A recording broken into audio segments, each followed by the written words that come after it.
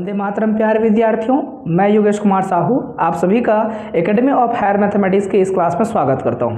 प्यारे विद्यार्थियों, हमारे एकेडमी ऑफ हायर मैथमेटिक्स में अभी हम 6 साल से लगातार बच्चों को हायर मैथमेटिक्स बीएससी एमएससी पढ़ा रहे थे।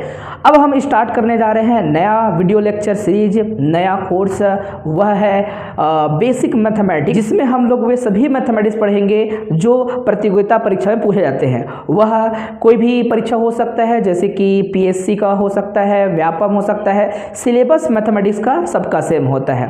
और अभी हम देखेंगे खास करके जैसे कि पीएससी के जो क्वेश्चंस हैं, अभी तक मैथमेटिक्स क्या क्या पूछे हैं, रेलवे का, एसएससी का, तो सभी मैथमेटिक्स हम कवर करने वाले हैं। और टारगेट होगा अलग अलग प्रकार के जो पेपर्स हैं उनका एनालिसिस करें, एंड मैथमेटिक्स के पोर्शन को हम जो है यूनिट वाइज डिवाइड करके एक तरीके के एक टाइप के पैटर्न जो है कितने एग्जाम में पूछे जाते हैं, वैसे क्वेश्चंस कैसे बन सकते हैं, उन पर हम भी चर्चा करते रहेंगे। और मुझे उम्मीद है कि मैं आप सभी का बेहतर सहयोग कर पाऊंगा, बेहतर हेल्प कर पाऊंगा।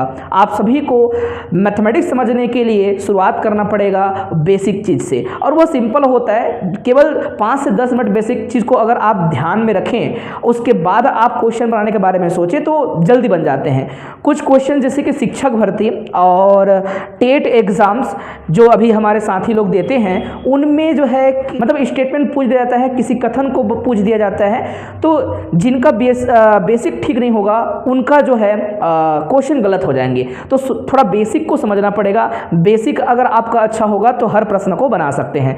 तो विद्यार्थियों, हम यूनिट फर्स्ट स्टार्ट कर रहे हैं जो कि होगा नंबर सिस्टम। नंबर सिस्टम में गारंटी है एक क्वेश्चन आता ही आता है, और मैं उम्मीद करता हूं कि मेरे एक बार बताने के बाद आपको याद हो जाएगा। बहुत सारे शिक्षक मित्र हैं जो पढ़ाते हैं, और वो जो है हर कोई नंबर सिस्टम से स्टार्ट करेगा, है ना। तो कई लोगों का नंबर सिस्टम पहले से अच्छा होगा, तो हो सकता है कि बच्चे बोर हो जाए। आपको बोर नहीं होना है, फटाफट कवर करना है। आज के इस क्लास में भी हम टारगेट करेंगे फटाफट क्वेश्चन कवर करने का। तो जो है मान के चलिए 8-10 मिनट में इन पर चर्चा करूंगा। जिनको नोट्स बनाने हैं वो नोट्स बना लेंगे, और मैं क्वेश्चन भी यहाँ पे लिखूंगा कि इन्हीं स्टेटमेंट को लेकर कैसे क्वेश्चन पूछे गए थे एग्जाम में, है ना। यहीं से क्वेश्चन दिख जाएगा आप लोग को, तो उन क्वेश्चन को भी हम सॉल्व कर पाएंगे। तो प्यारे विद्यार्थी, नंबर सिस्टम को समझने के लिए आप सभी जो है अपने बचपन को याद कर सकते हो। आपने बचपन में क्या सीखा था, क्या पढ़ा था, वो सभी चीज़ें आपको जो है महसूस करने की ज़रूरत है। और इस पर मैंने इसकी कहानियों पर भी एक वीडियो बनाया है, किस प्रकार से नेचुरल नंबर, प्राकृतिक नंबर प्रकृति में अस्तित्व में आया, किस प्रकार से लोगों ने विचार जो है आगे बढ़ाया और होल नंबर को प्राप्त किया। तो इनका भी एक वीडियो है, उनको भी आप देख सकते हो। तो देखते हैं, मैं आपको बोर नहीं करना चाहता। हर बच्चे जानते हैं कि इस प्रकार से नंबर सिस्टम होता है। पहला होता है नेचुरल नंबर। नेचुरल नंबर का सेट, यहाँ पर आप चाहे तो लिख सकते हो सेट ऑफ नेचुरल नंबर, तो ऊपर लिखते हैं set of natural number. Set मतलब क्या, कलेक्शन। तो ये नेचुरल नंबर जो नेचर में होती हैं, हर बच्चा जानता है। जो बच्चा गणित का है, विज्ञान का है, वो सभी लोग ऐसे बातों को जानते हैं। फिर भी हमारे साथ कुछ साथी ऐसे जुड़े होंगे ज़रूर जो कि आर्ट्स वाले होंगे, है ना, अलग अलग तरीके से जो है सब्जेक्ट चुनाव करके वो जो है अपना ग्रेजुएशन कंप्लीट करते हैं, है ना। और अभी कुछ बच्चे ऐसे होंगे जो कि 12th लेवल के होंगे, उस लेवल का तैयारी कर रहे होंगे, जैसे कि डीएलएड वगैरह का, है ना। तो आप घबराइए मत, सभी लोगों को अपने उम्र के अनुसार से अलग अलग अनुभव प्राप्त होता है। तो जिसको जैसा मर्जी याद करने का, जिनको स्किप करना है वो स्किप कर सकते हैं, अन्यथा ये जो है 10 मिनट की कहानी जरूर सुने, ठीक है। नेचुरल नंबर, नेचर में जो नंबर होती हैं उसको नेचुरल नंबर कहते हैं। सिंपल सी बात है, आदि मानव लोगों ने जब जो है जैसे कुछ चीज़ों को जोड़ना सीखा होगा, जोड़ने से पहले नंबरों को देखा होगा, है ना। तो प्रकृति में जैसे कि एक घर में जो है 5 मुर्गियां हैं, तो 5 मुर्गी के लिए 5 लकीर खींचे होंगे। प्रकृति में मौजूद चीज़ों को समझने के लिए क्या किया गया होगा, नंबर इजाद किया गया होगा, प्राकृतिक नंबर कहलाया, नेचुरल नंबर कहलाया। हर कोई जानता है 1 2 3 4 5, इसमें जीरो होता नहीं है। फिर आगे बढ़कर होल नंबर, और मैं बार बार कह रहा हूँ कि हमारा एक और वीडियो है, हमने बेसिक मैथमेटिक्स जब बच्चों को पढ़ाया था तो वहाँ पर इन चीज़ों को कवर किए हैं, तो जो चाहे वो देख सकते हैं, है ना, मनोरंजन के तौर पर। और मुझे उम्मीद है ये सभी चीज़ें बहुत सारे बच्चों को, लगभग 90% बच्चों को तो पता होगा। नेचुरल नंबर, फिर आता है होल नंबर। होल नंबर क्या होता है, नेचुरल नंबर में हम जीरो को अगर रख देते हैं तो नंबर का जो ये है सेट थोड़ा अलग हो जाता है, बड़ा हो जाता है ना। तो ये होल नंबर बन जाता है। इंटीजर क्या है, नेचुरल नंबर को ही हम क्या कर देते हैं, या फिर होल नंबर को क्या कर देते हैं, हम जीरो के इस साइड और इस साइड लिख देते हैं, लेकिन माइनस साइन के साथ इधर लिखते हैं, तो होता है -2 -3, इधर जाएगा तो माइनस इनफाइनाइट की ओर जाएगा, इधर प्लस इनफाइनाइट की ओर जाएगा। तो ये जो नंबर दिख रहे हैं इनको कहते हैं पूर्णांक इंटीजर, जबकि ऊपर के है पूर्ण संख्याएं, है ना। मैं कह रहा हूं कि इनकी थ्योरी हमने बताया हुआ है बच्चों को, तो आप लोग जो है कहानी को अगर पढ़ना चाहो तो कहानी जो है आप देख सकते हो, मेरे एक और वीडियो है जो कि रिलीज होगी, उसमें देख लेना। फिर आता है रेशनल नंबर। रेशनल का मतलब समझते नहीं बच्चे कई बार। रेशनल का ये मतलब होता है कोई संख्या को अगर हम पकड़ के किसी संख्या से डिवाइड करें तो प्रॉपर डेसिमल वैल्यू आनी चाहिए, है ना। क्या आना चाहिए, दशमलव मान उसका क्या होना चाहिए, फिक्स होना चाहिए, न कि जो है आगे बढ़ता जाए, चाहे वो जो है 2/1 हो जाए या 1/2 हो जाए, है ना। तो कई बार हम इसी को लिखते हैं P/Q के रूप में। तमाम वे संख्याएं जहाँ P और Q इंटीजर हैं, है ना, क्या है, पूर्णांक है, उन संख्याओं को रेशनल नंबर कहते हैं। तो हर इंटीजर रेशनल होता है। जैसे कि -2 क्या है, वो रेशनल है, क्योंकि -2 अपॉन में क्या कर सकते हैं, 1 कर सकते हैं। ये सभी चीज़ें आप समझेंगे, है ना। तो रेशनल नंबर के बारे में हर कोई जानता है। जैसे कि यहाँ पर किसी ने 3/2 कह दिया या 2/3 कह दिया, ये भी क्या है, रेशनल नंबर है। तो वे सभी भिन्नात्मक संख्याएं और वे सभी इंटीजर, सभी होल नंबर, इंटीजर में तो होल नंबर आ जाएंगे, नेचुरल नंबर आ ही जाएगा। तो आप ये कह सकते हो P/Q, ये सबसे सटीक आंसर हो सकता है। इसलिए जो है सभी परिभाषाओं में P/Q लिखा रहता है। P/Q जितने भी संख्या बन पाएंगी जहां P और Q क्या हो, ये दोनों को दोनों इंटीजर हो, लेकिन नीचे वाले को जीरो नहीं करना है। जीरो कर दोगे तो something upon zero is equal to infinite होता है ना। तो ये काम नहीं करना है, क्योंकि रेशनल का मतलब होता है जिसे आप प्राप्त कर सको, जिसे देख सको, जो समाज उपयोगी हो। रेशनल का ये अर्थ होता है ना। तो यहाँ पर P/Q ये जो संख्या बनेंगी वो सभी जो है क्या होंगी, वो संख्याएं प्रमेय संख्या रेशनल नंबर कहलाएंगी। और ऊपर में जितने भी नंबर हैं ये जो है उसको लेकर चलता ही चलता है, मतलब ये बड़े हैं, सबसे ज़्यादा नंबर जो है इनकी तुलना में ये रखेंगे। और इनको कहते हैं हम लोग सुपर सेट, इनको बोलते हैं सबसेट, मतलब छोटे भाई हैं कह सकते हो आप लोग, है ना। जो मैथ्स का बच्चा होगा वो तो आसानी से इस बात को समझ लेगा, है ना। लेकिन कई बच्चे जो है हो सकता है कि बायो वाले, आर्ट्स वाले होंगे, तो शब्द वाले जो है कई बार ये सबसेट क्यों बोल दिए सर, ऐसा प्रश्न उठा सकते हैं। तो मैं इन शब्दों का प्रयोग कम करूंगा। जो जन साधारण में जो गणित चलती है, जिस प्रकार से शब्दों का प्रयोग करते हैं, मैं उनका प्रयोग करना पसंद करूंगा आप लोग के लिए, ठीक है। फिर इरेशनल, तो जो रेशनल नहीं है वही इरेशनल है, आप ये कह दीजिएगा। बिल्कुल यहाँ पर बहुत सारे नंबर आएंगे, जैसे कि हमने लिखा है यहाँ पर रूट, यहाँ पर 2 हो सकता है, √3 हो सकता है, √7 हो सकता है, √8 हो सकता है, बहुत सारे नंबर है, पाई है, ए है। ये जितने भी नंबर्स हैं ये सभी के सभी क्या है, बिल्कुल प्रॉपर डेसिमल वैल्यू इनका फाइंड नहीं किया जा सकता, है ना। उचित भिन्न नहीं बना सकते, ना तो उसके दशमलव में मान को प्राप्त कर सकते हैं, अर्थात रेशनल नहीं है। अर्थात यहाँ पर जिस प्रकार से किसी चीज़ को, जैसे कि एक रोटी को 2 लोगों को बांटना है, वो क्या है, एक रेशनल तरीका है, वो क्या है, एक प्रोसेस है जो कि रेशनलाइज है ऑलरेडी, मतलब समाज उपयोगी है। और जो नहीं है वही इरेशनल है। फिर आता है रियल नंबर। रियल नंबर क्या है, वे सभी के सभी नंबर जो ऊपर में लिखे गए हैं वो सभी नंबर इसी के अंतर्गत आते हैं, अर्थात रेशनल भी हो, इरेशनल भी हो, रेशनल के अंदर ऊपर के सभी नंबर आ जाते हैं, है ना। तो रेशनल और इरेशनल का जो कलेक्शन है वो कहलाता है रियल नंबर। पूरा सभी के सभी नंबर जो हम अभी उपयोग करते हैं वो रियल नंबर है। कॉम्प्लेक्स नंबर क्या है, कुछ क्वेश्चन कभी कभी आ सकता है बच्चों कॉम्प्लेक्स नंबर से।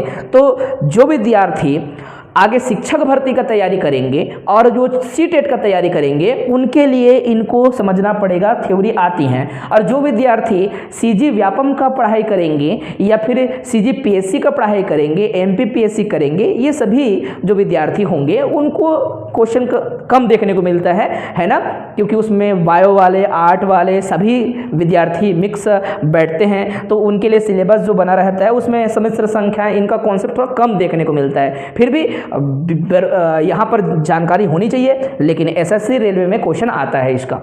तो बच्चों ये तो नंबर सिस्टम की बात हो गई। नंबर सिस्टम में बहुत प्रकार का भी नंबर और बचा हुआ है, लोगों को समझाना है, लेकिन ये मुख्य नंबर हैं, ये उनके सेट हैं, समुच्चय हैं, है ना। तो ये सभी जो है आप छोटी कक्षाओं में पढ़ चुके थे, आप एक बार देख लीजिएगा, याद रख लीजिएगा, है ना। और कॉपी जिनको बनाना है वो कॉपी में इन सभी चीज़ों को थोड़ा सा जगह देंगे। और कई बार क्या होता है, बच्चे जब तैयारी करते हैं, तैयारी करने का तरीका क्या होता है उनका, क्वेश्चंस ज़्यादा बनाते हैं। आपको थ्योरी नहीं पता, आप चीज़ों को नहीं जानते, तो एक क्वेश्चन बना लोगे, उस पर्टिकुलर क्वेश्चन को आप जान पाओगे, बाकी क्वेश्चन पर आपका उतना ध्यान नहीं जा पाएगा। तो एक बार आप मान लो कोई कोचिंग ज्वाइन करते हो, कहीं ऑनलाइन वीडियोस देखते हो, तो एक प्रॉपर कॉपी बनाते चले जाएं और उसको एक बार बनाओ और कई साल तक पढ़ सकते हो, रिविजन कर सकते हो, है ना। उसमें और अलग अलग कॉन्सेप्ट ऐड कर सकते हो, है ना। तो मैं उम्मीद करता हूँ कि मेरा जो लक्ष्य है उसको समझ पा रहे होंगे आप लोग। बच्चों, स्मरणीय तथ्य है, ये स्मरणीय तथ्य याद रखें, यह जो है एग्जाम में एक बार पूछा जा चुका है कि कौन सा ऑप्शन सही है। जैसे कि मैं लास्ट में क्वेश्चन बनाऊंगा, यहाँ क्वेश्चन लिखेंगे, जो भी हमारे छत्तीसगढ़ के विभिन्न परीक्षाओं में जो प्रश्न पूछे गए हैं नंबर सिस्टम से, अब वो लगातार स्टार्ट होगा। यूनिट नंबर 1 है ये, और ये बहुत बड़ा है, लगभग मान के चलिए कि 8 से 10 लेक्चर बनेगा, बहुत सारे क्वेश्चन हम कवर करेंगे, लगभग 150-200 क्वेश्चन बनते हैं, है ना। तो हम अलग अलग टाइप में क्वेश्चन को डिवाइड करते हुए हम क्या करेंगे, वो करेंगे, है ना, क्वेश्चन कवर करेंगे। तो फिलहाल आज का पहला क्लास है, इंट्रोडक्शन है, मान के चलिए इंट्रोडक्शन में भी हम क्वेश्चन कवर करने वाले हैं, जो कि इंट्रोडक्शन से ही आते हैं। प्यारे विद्यार्थियों, मैंने एक डायग्राम बनाया है, वेन डायग्राम, आप मन लगे तो याद करो, देख लो। सबसे बड़े जो नंबर होते हैं वो क्या होते हैं, कॉम्प्लेक्स नंबर, उसके अंदर होते हैं रियल नंबर। ये जो लिखे हैं कॉम्प्लेक्स नंबर है, कॉम्प्लेक्स का मतलब होता है सम्मिश्र। सम्मिश्र में क्या होती हैं, एक इमेजिनरी संख्या होती है जिसे √1 कहते हैं। √1 एक ऐसा संख्या है दुनिया का जो कि कल्पित है, ये कल्पना से आया हुआ है। कैसे पता चला, ठीक, तो देखिएगा, यूलर नाम के मैथमेटिशियन थे। आप जानते हो वर्ग समीकरणों को हल करने पर हमेशा 2 आंसर आते हैं, है ना। जो विद्यार्थी गणित का है उसको पता होगा, और जो विद्यार्थी नहीं भी है वो भी थोड़ा समझने का प्रयास करना। आपने 10वीं तक गणित पढ़ा है, और वर्ग समीकरणों को हल करने से 2 मूल प्राप्त होते हैं, 2 उत्तर प्राप्त होते हैं। तो इसमें क्या हुआ, यूलर ने सॉल्व किया तो उसने ऑब्जर्व किया कि x² = -1 आ रहा है ना। किसी भी वास्तविक संख्या का वर्ग करें, वर्ग करने का मतलब क्या होता है, उसको 2 बार क्या करना है, खुद से खुद को इंटू करना है। जब खुद से खुद का इंटू किया जाएगा तो निगेटिव नंबर नहीं आता, निगेटिव भी होगा तो क्या हो जाएगा, वो पॉजिटिव हो जाएगा। जैसे कि -1 × -1 = 1 होता है ना। तो आप कोई भी निगेटिव नंबर भी ले लो, खुद का खुद से इंटू करने से पॉजिटिव आएगा, पॉजिटिव ऑलरेडी होगा तो भी पॉजिटिव आएगा ही आएगा। तो भाई यहाँ पर तो कमाल हो गया कि यहाँ पर निगेटिव नंबर आ रही है। क्या आ रही है, निगेटिव नंबर आ रही है। तो जो रियल था, रियल तो है ही नहीं। रियल उसे कहते हैं जो अभी तक जितने भी नंबर पढ़े थे, जिनका हरकत देखें और जिनका वर्ग करने से हमेशा क्या आता है, वर्ग करने से संख्याएं हमेशा धनात्मक बन जाती हैं, ये भूलना नहीं है। लेकिन यहाँ पर तो नहीं आ रहा है, संख्या क्या आ गया, नया कुछ आया हुआ है जो कि -1 आ रहा है। तो -1 आया, अर्थात x की वैल्यू क्या आ गई, -1 का रूट आ गया। तो ये नंबर जो है वास्तविक नहीं है। वास्तविक क्यों नहीं है, वास्तविक होते हैं तो उसका वर्ग करने से हमेशा धनात्मक संख्या बनती है। मैं बार बार बोल रहा हूँ, आप अपने दिमाग में इस बात को सेट कीजिए। जैसे -2 का स्क्वायर करेंगे तो क्या आएगा, -2 का स्क्वायर करेंगे तो आ जाएगा -2 × -2। ये सभी बातें हम 8 वाले बच्चों के लिए कवर कर रहे हैं, है ना। उनके मन में गणित को लेकर बहुत प्रकार की भ्रांतियां होती हैं, बहुत प्रकार का डर होता है, उस डर को भी हमें क्या करना है, थोड़ा कम करना है। इसलिए इंट्रोडक्शन में इन चीज़ों को हम बता रहे हैं। जो विद्यार्थी बेसिक चीज़ को समझ लेगा उनके लिए गणित बहुत आसान हो जाएगा।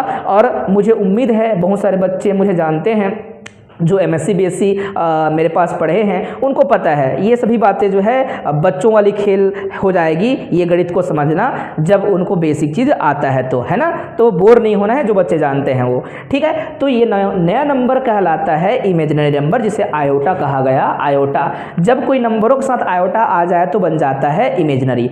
और ये A जो है रियल होता है, वास्तविक होता है, B वास्तविक होता है, और पूरा मिला के जो संख्या बन जाती हैं वो पूरा अधिकल्पित हो जाएंगी और उसका वास्तविक हो जाएंगे, मिक्स हो जाएगा, तो सम्मिश्र हो गया। ये क्या है, वास्तविक तथा अधिकल्पित का मिश्रण से बनेगा सम्मिश्र संख्या, है ना। तो कभी इसके लिए क्वेश्चन आएगा तो और हाईलाइट करेंगे, तो समस्या नहीं होनी चाहिए, है ना। तो सबसे बड़ा नंबर होता है वो है सम्मिश्र संख्याओं का नंबर। फिर आता है वास्तविक संख्याओं का नंबर, उसके अंदर आते हैं क्या, रेशनल और इरेशनल। देखो ये रेशनल है और ये छोटा सा पार्ट है इरेशनल। तो रियल के अंदर होगा दो सबसेट, एक है रेशनल और एक इरेशनल। अब रेशनल के अंदर 3 सेट होंगे, है ना, और उसको भी हमने बताया है। रेशनल का सबसेट है इंटीजर, है ना, इंटीजर मतलब पूर्णांकों का समुच्चय, ये परमेय संख्या है, ये वास्तविक संख्या है, और बाहर में क्या है, हमारे पास सम्मिश्र संख्या है। और ये जो हमारे पास इंटीजर है अर्थात पूर्णांक है, पूर्णांक के अंदर क्या होंगी, पूर्ण संख्या होंगी, और पूर्ण संख्या के अंदर होगा कौन सा, ये जो है हमारा प्राकृत संख्या। नेचुरल नंबर में ही तो कुछ ऐड करते चले गए, चीज़ों को और इंट्रोड्यूस करते चले गए, तो हमारा जो संख्या है वो संख्या थोड़ा बड़ा होता चला गया। देखो इसमें 0 डाले तो होल नंबर बन गया। अब इसी को आप और बड़ा कर दिए और 0 के अगल बगल आप नंबर को साइन के साथ लिख दिए तो और नंबर बड़ा हो गया, है ना। इस प्रकार से नंबर बढ़ते चले जाते हैं, और ये आप इसको सेट कर सकते हो, ये छोटा और ये सबसे बड़ा है ना। तो ये बातें सबको समझ आती हैं, मैं उम्मीद करता हूँ। इंट्रोडक्शन क्लास है, मैं बार बार रिपीट कर रहा हूँ, आप चीज़ों को लेकर बोर नहीं होंगे बच्चों, है ना। और लगातार हम जो है क्लास आपको प्रोवाइड करते रहेंगे तो आपको और मज़ा आएगा, है ना। और जिनको लगेगा कि इस क्लास को स्किप कर रहे हैं तो कोई दिक्कत नहीं, आगे आप देख सकते हो। हर विद्यार्थी को अपना जो है इच्छा से चुनाव करके पढ़ने का अधिकार है, और मैं उम्मीद करता हूँ कि आप जो है अच्छे से पढ़ेंगे और अपने मन से पढ़ेंगे, लेकिन बेसिक अच्छा होगा तो मज़ा आएगा आपको पढ़ने में बच्चों। इसी सिलसिले में आता है भाज्य संख्याएं। भाज्य संख्याएं क्या है, तो कई टीचर कई तरीके से लिखते हैं, बताते हैं। भाज्य संख्या क्या है, वे संख्याएं जिनको आप क्या कर सकते हो, दो अलग अलग संख्या के गुणनफल के रूप में लिख सकते हो, या फिर जिन संख्याओं का गुणनखंडन किया जा सके उन संख्याओं को ही हम कहते हैं भाज्य संख्याएं। वे संख्याएं जो अन्य संख्याओं के, लेकिन एक को छोड़ना है और स्वयं को छोड़ना है, इनको छोड़ने के बाद अन्य संख्या के गुणनफल के रूप में अगर ये संख्या प्राप्त हो जाती है तो वह संख्या क्या है, भाज्य है। एग्जाम्पल के लिए 6 एक भाज्य संख्या है, क्योंकि इसको मैं लिख सकता हूँ 2 गुणित क्या, 2 गुणित 3, क्या लिख सकता हूँ, 2 गुणित 3, 2 गुणित 3। बहुत सारी संख्या हैं, 18 को किसी ने लिखना चाहा तो कई तरीके से लिख सकता है विद्यार्थी इसको, तो लिख सकता है 2 गुणित 9 भी लिख सकता है, उसका मर्जी, है ना। कोई लिख सकता है 2 गुणित, और इसको अपन क्या कर देते हैं 3 गुणित, और फिर ये हो जाएगा 6 या 18 हो जाएगा, है ना। तो आप इसको भी लिख सकते हो, आपका जैसा ठीक लगे मन वैसे आप बना सकते हो। तो वे सभी संख्याएं जो इस प्रकार से लिखा जा सके वह भाज्य संख्या है। या फिर दूसरा डेफिनेशन ये कह सकते हैं कि वे संख्या जो 1 और स्वयं के अलावा, देखो 18 से भाग जाता है, 6 से भाग जाता है, और 1 से भी जाता है ना। 1 से कोई संख्या भाग जाता है, कैसे बोलेंगे, इसका क्या मतलब है ना। ये 8 वाले बच्चों के लिए है, कोई संख्या को बांटना ही भाग देने का मतलब होता है। तो 6 का भाग आप कुछ नहीं करोगे, इसका अर्थ है 1। तो ये सब लिखा जा सकता है। प्यारे विद्यार्थियों, अगर इस संख्या को हम इन 2 संख्या के अलावा अन्य संख्या से भी भाग दे दें तो क्या लिखा है, एक व स्वयं के अलावा अन्य संख्या से कोई संख्या भाग दिया जा सके तो वह संख्या हमेशा क्या कहलाती है, भाज्य कहलाती है। तो कई एग्जाम्पल आप अपने तरीके से दे सकते हो, इसमें कोई प्रॉब्लम नहीं है। ओके, फिर बच्चों आता है अभाज्य संख्या। वे संख्या जिसे आप क्या कर सको या फिर भाज्य के रूप में दिखा ना सको वही अभाज्य है। इसको परिभाषा को अपने तरीके से आप सेट कर सकते हो, लिख सकते हो। वे संख्याएं जो एक व स्वयं के अलावा अन्य से भाग नहीं जाता, अर्थात जो भाज्य नहीं है वही अभाज्य है। जैसे कि 7 जो है किसी अन्य संख्या के गुणनखंड के रूप में नहीं लिख सकते, स्वयं 1 और 7 के साथ ही लिख सकते हो और कोई संख्या नहीं है, अर्थात इसको 7 से और 1 से भाग दे सकते हैं और कोई संख्या इसको भाग नहीं दे पाएगा, इसलिए अभाज्य है। आपके पास 13 अभाज्य संख्या है, 11 है, बहुत सारे संख्याएं हैं, 5 है ना, 3 है, इस प्रकार से 2 है, बहुत सारे संख्या हैं जो अभाज्य संख्या है। तो कुछ क्वेश्चन अभाज्य संख्याओं से भी आते हैं, तो ऑब्जर्वेशन आपका तगड़ा होगा तो आप क्वेश्चन को फटाफट कवर कर लोगे। फिर आता है बच्चों सह अभाज्य संख्या, या फिर इसको क्या बोलते हैं, युग्म अभाज्य संख्या, है ना। तो को प्राइम नंबर कहते हैं। वे नंबर आपस में एक या एक से अधिक लेना होता है जिनको साथ में रखने पर उनका क्या हो जाए, ग्रेटेस्ट कॉमन डिवाइजर 1 हो। ग्रेटेस्ट कॉमन डिवाइजर मतलब महत्तम समापवर्तक। तो या फिर बोलेंगे वे संख्याएं जो हैं उनका जो समुच्चय है या फिर उनका युग्म जो है, उनका समूह जो है वो एक के अलावा अन्य से भाग नहीं जाते हैं, तो आपस में सहभाज्य कहलाते हैं। जैसे कि 5 और 3 ये तो खुद अभाज्य थे, तो ये सहभाज्य भी हैं। और कोई और पूछ दे 9, 5 और 9 का ये युग्म बना दिए, जोड़ी बना दिए, साथ में रख दिए, यह सहअभाज्य है। सहअभाज्य केवल जोड़ियों के लिए या फिर 2 या 2 से अधिक संख्याओं को साथ में रख के सहअभाज्य जैसा कॉन्सेप्ट आता है ना। तो ये जो 2 संख्या हैं इनको कौन डिवाइड कर सकता है, इनका ग्रेटेस्ट कॉमन डिवाइजर क्या है, 1 है ना। ये 9 से जाता नहीं है, ये 5 से जाता नहीं है ना, आपस में किसी प्रकार का कोई संबंध नहीं है। ऐसी स्थिति में ये संख्या कहलाती है सहअभाज्य। और कुछ भी लिख सकते हो, बहुत सारे लिख सकते हैं। किसी बच्चे ने कहा कि मुझे क्या लिखना है, मान लो कोई नंबर ले लेते हो आप, 6 ले लिए, 6 के बाद 11 ले लो, ये आपस में कोई बोलेगा यह भाज्य है, यह भाज्य है, लेकिन किसी अन्य संख्या के साथ सह अभाज्य है, ये जोड़ी है ना। कोई बोल देगा ना 9 अभाज्य संख्या नहीं है, वो तो भाज्य है, आपने सह अभाज्य क्यों बोला। सह अभाज्य अलग कॉन्सेप्ट है, और ये जो है आपके साथ में जो है भाज्य और अभाज्य का मिक्स भी हो सकता है, और अलग अलग अभाज्य संख्या भी हो सकते हैं, कोई फर्क नहीं पड़ता। बस शर्त ये याद रखना है कि दोनों का जो जोड़ी है वह एक के अलावा अन्य से डिवाइड नहीं होते, तो आपस में को प्राइम नंबर कहलाते हैं। तो 6 और 11 को प्राइम नंबर है, क्योंकि 6 को 1 डिवाइड करता है और ये जो है 11 को भी 1 डिवाइड करता है। इसलिए लिखते हैं वे संख्या जिनका जो है GCD ग्रेटेस्ट कॉमन डिवाइजर है ना, या HCF भी इसी बोलते हैं, HCF हाईएस्ट कॉमन फैक्टर, ठीक है, वो A और B संख्या होंगी मान लो, तो उनका क्या आना चाहिए, ग्रेटेस्ट कॉमन डिवाइजर 1 आना चाहिए। तो ये संख्याएं आपस में को प्राइम संख्याएं कहलाती हैं। ठीक है विद्यार्थियों, इतना आपको समझ आया होगा। हम क्या करेंगे, अब क्वेश्चन कवर करेंगे। वे क्वेश्चन हम साथ में लेंगे जो अभी तक एग्जाम में पूछे गए हैं, है ना। अब हम देखते हैं कुछ क्वेश्चंस जो कि अभी तक एग्जाम में पूछे गए हैं। बहुत सारे क्वेश्चन बनते हैं, लेकिन मैं एक उदाहरण प्रस्तुत करना चाहता हूं कि देखिए इंट्रोडक्शन से कितने सारे क्वेश्चन बन सकते हैं। तो इंट्रोडक्शन हर क्लास का इम्पोर्टेंट होगा। जैसे ही हम नया यूनिट, नया हम पैटर्न से क्वेश्चन जब बनाना चालू करेंगे, उसके पहले हम थोड़ा सा थ्योरी देखेंगे, हल्का फुल्का, है ना। 5 मिनट होगा, ज़्यादा आपको बोर नहीं करेंगे। जैसे कि नेक्स्ट क्लास हम देखेंगे तो वहाँ पर हम यूनिट, डिजिट एंड डिवीज़न की जो कुछ रूल्स हैं, कोई नंबर 7 से कैसे डिवाइड हो सकता है, क्या रूल हो गई, 9 से कैसे डिवाइड होते हैं, 11 से डिवाइड कैसे होगा, 21 से डिवाइड कैसे होगा, जितने भी रूल्स हैं डिवाइड होने के, है ना, बड़े संख्या होती हैं उनको डिवाइड करने पर यूनिट, डिजिट क्या आएंगी, ऐसे क्वेश्चन भी आते हैं। कुछ नंबर बीच में गायब हो जाते हैं और पूछा जाता है कि इस बीच में क्या नंबर आएगा। तो कई बार आपको ध्यान से अगर थ्योरी पढ़ने का मौका मिल गया तो मान के चलिए कि आधा आपका क्वेश्चन जो है समझने में आपको क्या मिलेगा, हेल्प मिलेगा। तो हर बार आपको थ्योरी थोड़ा सा देखना है बच्चों। ठीक, चलिए देखते हैं क्वेश्चन क्या बना है। तो सबसे पहले अभी हमने आपको बताया था, यहाँ पर मैंने जितना भी लिखा था उसको मिटा दिया है और क्वेश्चन लिख दिया है। विद्यार्थियों हमने यहाँ पर अभाज्य संख्या के बारे में बताया था, तो कुछ नोट करके रख लीजिएगा, याद रख लीजिएगा।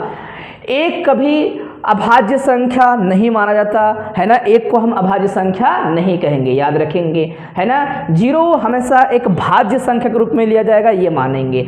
और 2 दुनिया का सबसे छोटा अभाज्य संख्या है, ये क्या है, ये छोटा अभाज्य संख्या है ना। कई बार इसको भाज्य बोलते हैं लोग, ये विषम संख्या को लोग अभाज्य संख्या मान लेते हैं, ये सबसे छोटा अभाज्य संख्या है। 2 के साथ भाग जाता है और 1 के साथ भाग जाता है, किसी और के साथ भाग नहीं जाता।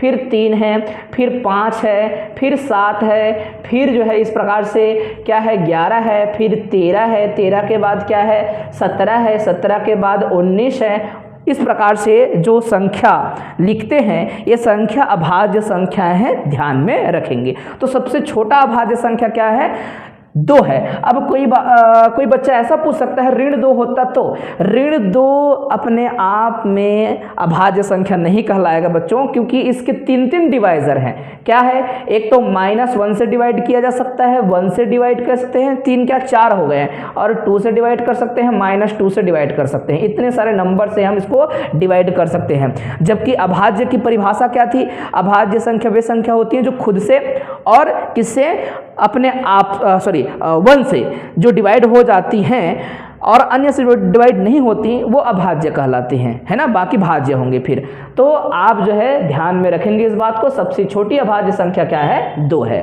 ठीक है।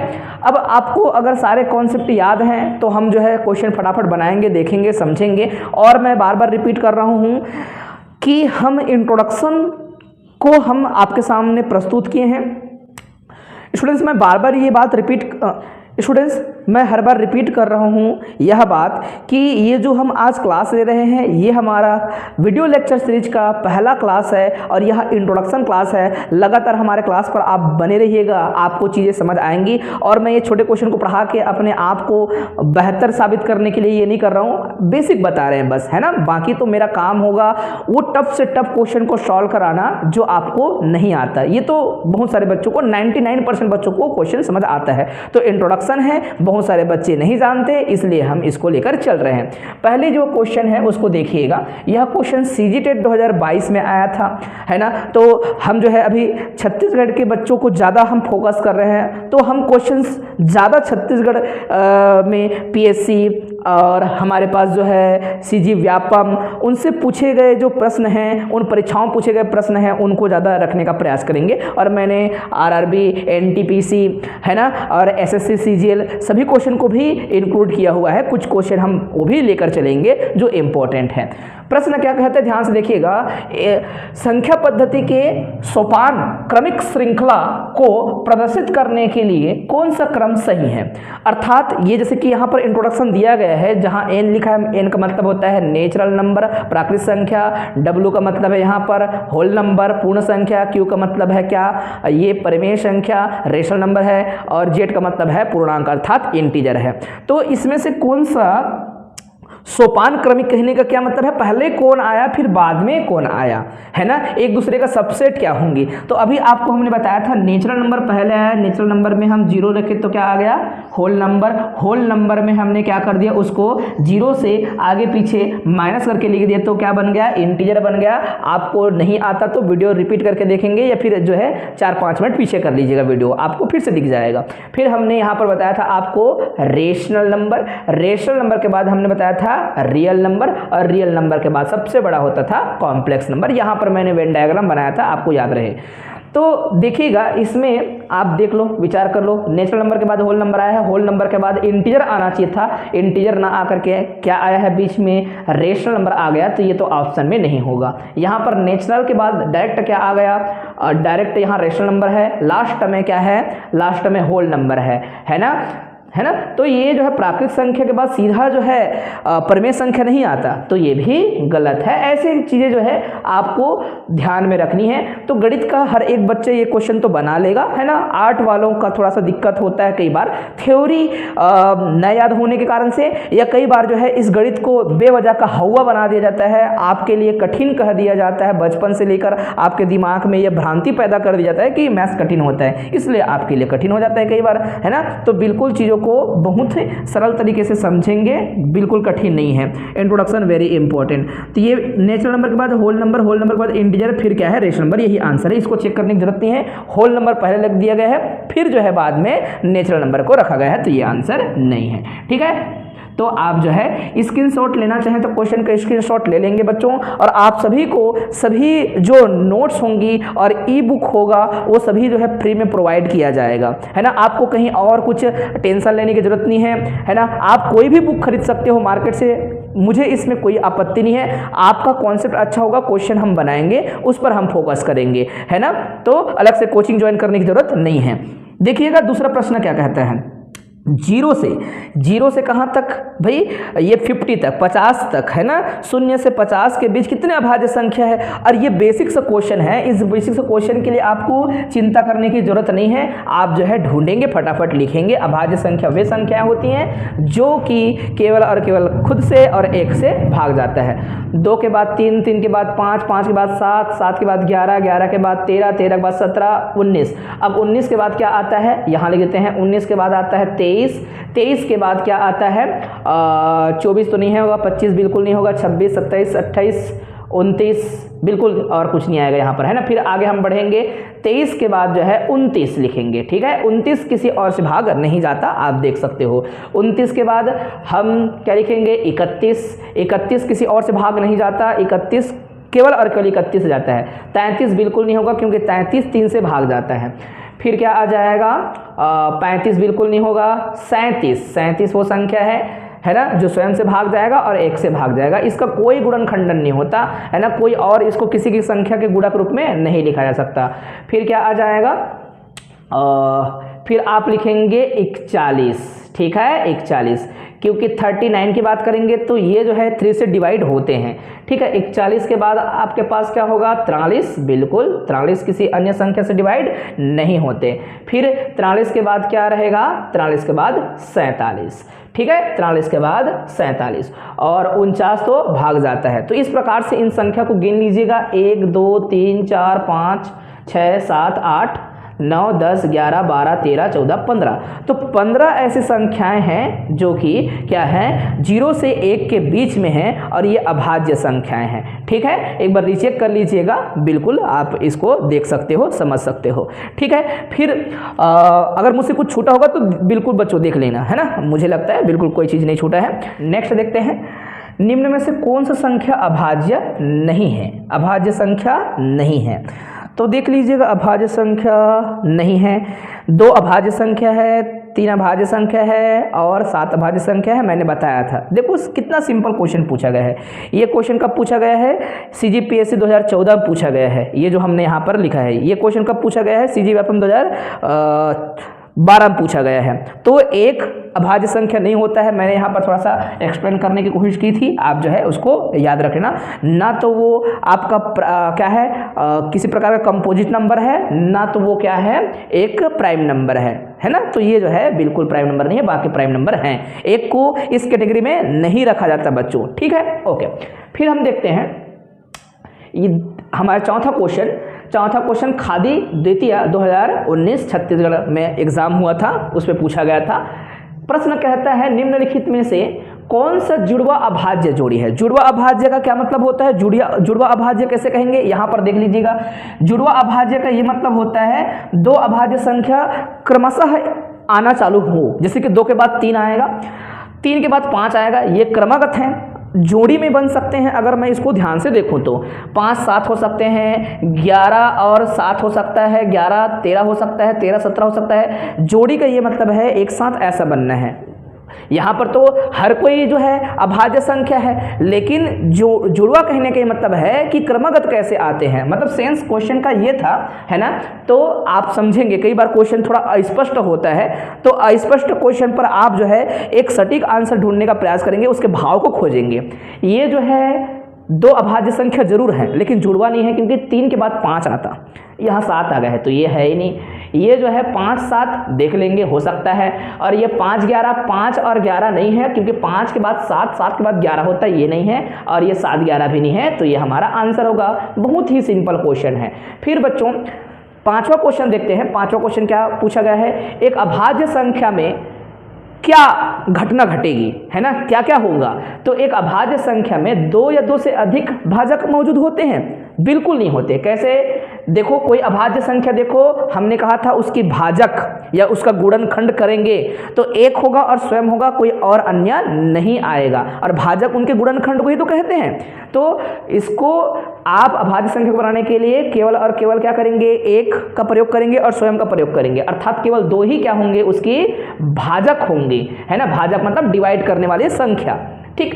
केवल 2 भाजक होंगी, 1 और स्वयं, बिल्कुल यही आंसर है। ये गलत है, क्योंकि इसमें पूछा गया बताया गया है 2 से ज़्यादा, बिल्कुल नहीं होते, तो ये गलत है ना।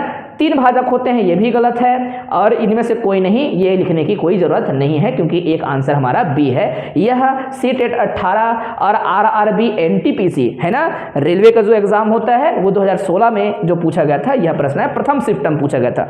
द्वितीय शिफ्ट में देखिए एक और क्वेश्चन है, कैसे क्वेश्चन पूछा गया है कि इन 4 विषम अभाज्य संख्याओं को जोड़ने से, योग करने से क्या बनेगा, 34 बनेगा। मैं ये क्वेश्चन आपके समक्ष क्यों रखा हूं, मैं बार बार रिपीट कर रहा हूं, इंट्रोडक्शन वेरी वेरी इंपॉर्टेंट होता है।